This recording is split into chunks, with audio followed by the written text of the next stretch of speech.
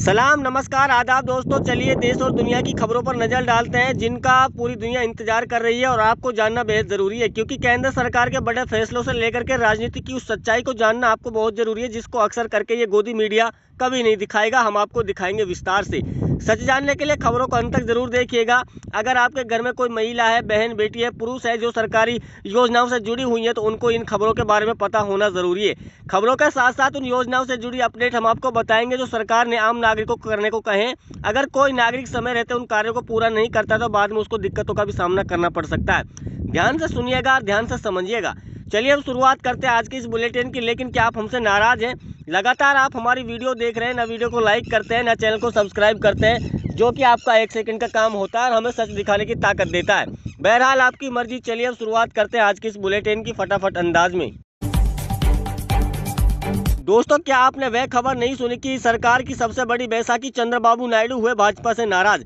Party के लिए एक से बढ़कर एक मुसीबतें खड़ी हो रही है। केंद्र सरकार की सबसे बड़े सहारे वो चंद्रबाबू नायडू इस बार भाजपा से इस प्रकार बगावत पर उन्हें उतरे हैं कि उन्होंने खुले अल्फाजों में कह दिया है कि अगर उनकी बात नहीं मानी गई तो वो भाजपा पार्टी से अलग रास्ता अपना सकते हैं। और गुप्त सूत्र ये बता रहे हैं कि वो राहुल गांधी से मुलाकात कर बैठे हैं।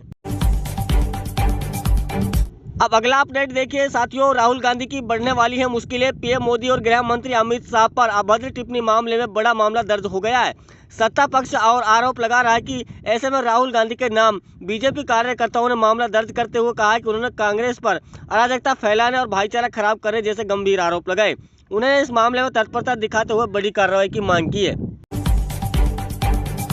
अब अगला अपडेट देखिए। गैस सप्लाई को लेकर के केंद्र सरकार अलर्ट। 30 दिन का एलपीजी स्टॉक रखने के दिए निर्देश।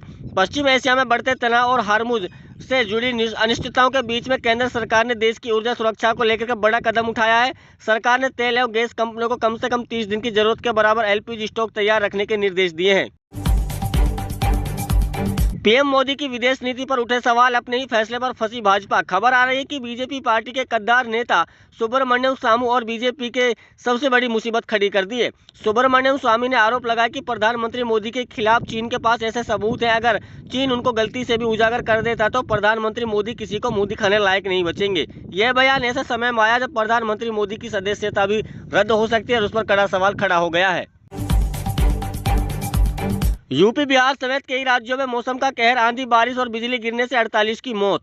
देश के कई राज्यों में मौसम ने भारी तबाही मचाई। उत्तर प्रदेश, बिहार, राजस्थान और पंजाब समेत कई राज्यों में तेज आंधी, बारिश और बिजली गिरने की घटनाओं ने अब तक 48 लोगों की मौत ले ली है। राजस्थान के कई जिलों में रेतीली तूफान के कारण दिन में अंधेरा छा गया, जबकि पंजाब में मोबाइल टावर गिरने से कई दुकानों और मकानों को नुकसान पहुंचा। आसाराम ने जोधपुर जेल में किया सरेंडर। मेडिकल जांच के बाद पहुंचे कारागार। नाबालिग से दुष्कर्म मामले में सजा काट रहे आसाराम ने निर्धारित प्रक्रिया के तहत जोधपुर सेंट्रल जेल में सरेंडर कर दिया। जेल पहुंचने से पहले उनकी स्वास्थ्य जांच कराई गई। इस दौरान उनके समर्थक भी बड़ी संख्या में मौजूद रहे। कानूनी प्रक्रिया पूरी होने के बाद उन्हें वापस जेल प्रशासन की निगरानी में भेज दिया गया। यूपी के बिजली उपभोक्ताओं को बड़ा झटका। जून के बिल में देना होगा 10% अतिरिक्त शुल्क। उत्तर प्रदेश के लाखों बिजली उपभोक्ताओं पर जून महीने से अतिरिक्त आर्थिक बोझ बढ़ने वाला है। बिजली कंपनियों ने फ्यूल सरचार्ज के तहत उपभोक्ताओं से अतिरिक्त राशि वसूलने का फैसला लिया है। इसके चलते देश में आने वाले बिजली बिलों में करीब 10% तक की बढ़ोतरी देखने को मिल सकती है।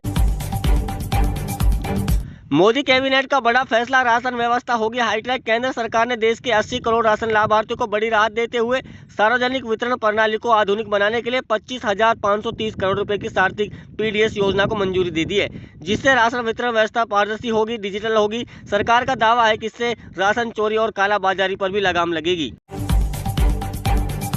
असम में हेमंत सरकार पर विपक्ष का हमला। असम विधानसभा में विपक्ष और सरकार के बीच टकराव लगातार बढ़ गया है। राइजोर दल के नेता अखिल गोगोई ने मुख्यमंत्री हेमंत बिस्वा शर्मा और विधानसभा स्पीकर पर विपक्ष की आवाज दबाने का आरोप लगाया।